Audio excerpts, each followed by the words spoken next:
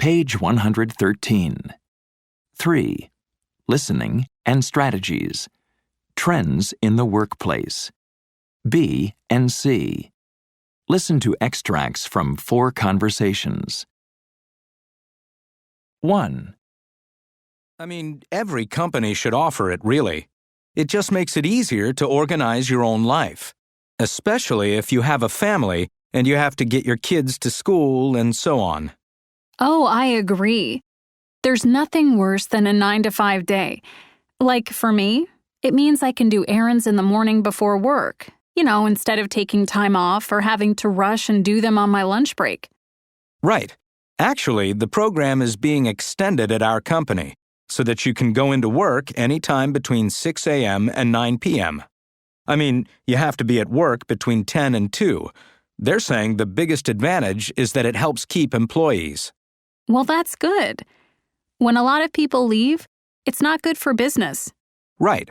That and people are less stressed. I guess because they can manage their personal lives better. Like you said, you can go to appointments and do errands, etc. I guess the disadvantage, though, is you don't always know when someone will be at their desk. 2. Yes, it's nice if you don't have to go in every day, obviously. And I know some people say they get a lot more done. And I guess a lot of people can do it with email and so on. But the problem is, it's easy to get distracted. See, I'm just not that organized and disciplined, so I would look around and see what chores I should do. Like, I'd want to do my laundry, empty the dishwasher, etc.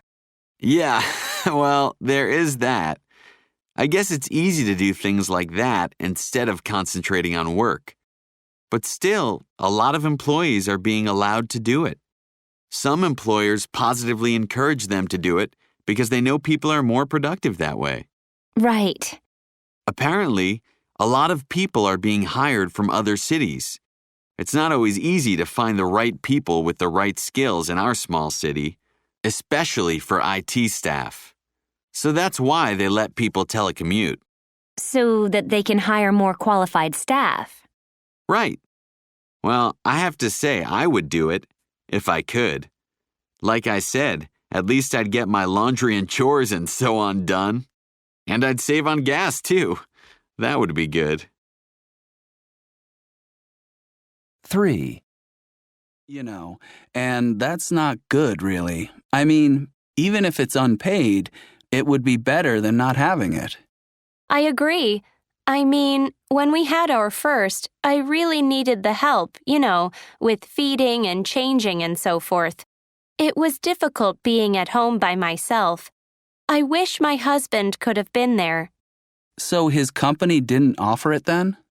No, and I could only take a few weeks off. It wasn't long enough. I'm sure it's better for the company, too. Employees who get leave like that are happier and less stressed. I bet.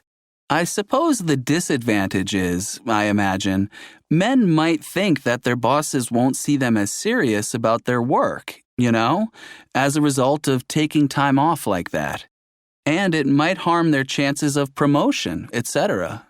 True, but it's more important to spend that time with your family, don't you think?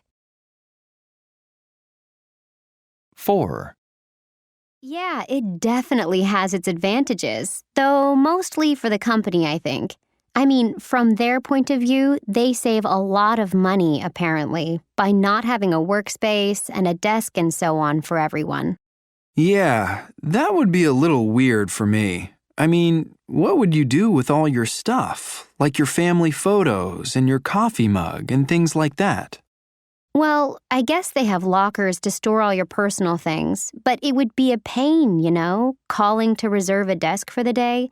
It's probably okay for salespeople if they're hardly ever in the office, but... Oh, I'd hate it.